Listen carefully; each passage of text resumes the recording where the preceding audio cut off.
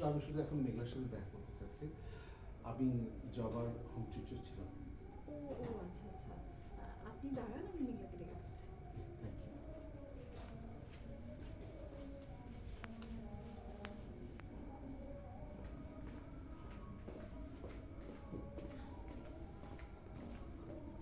তুমি, তোমার সাথে আমি কোনো কথা বলবো না। আমি আজকে তোমাকে কত ভালোভাবে জিজ্ঞেস করলাম, আর তুমি আমার সাথে কি ব্যবহার টেনে করলে? তুমি আমার সাথে কেন কথা বলতে চাচ্ছ?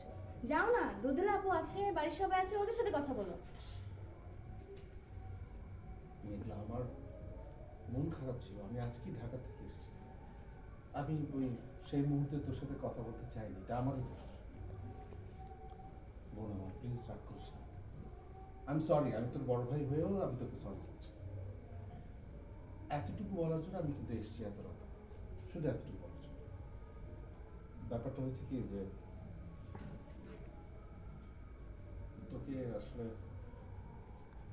কি বলবো, তোর কাজল ম্যামের সাথে আমার সম্পর্কটা ভালো লাগছে, তাই একটু অভিমান নিয়েই বাড়ি ফিরে এসেছি। তা তুই চিন্তিত হয়ে যাবি, অনেক প্রশ্ন জিজ্ঞেস করবি, তাই আমি তখন তোর সাথে কথা বলবো। রাগ করিস না ভাই। শোন, আমি জেনেছি যে আকাশকে খুঁজে পাওয়া গেছে, তোদের বাড়িতেই আছে। আকাশ কোনো কিছু মনে করতে পারছে না, এই জন্য যা হেল্প লাগবে আমাকে বলিস।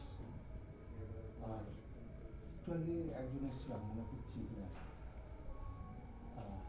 কে উনি? উনি হচ্ছে অরণি আপু। আর তুমি তো জানোই আকাশ ভাই সব কিছু ও ভুলে গেছে। সরি, আমি ভুলে গেছি।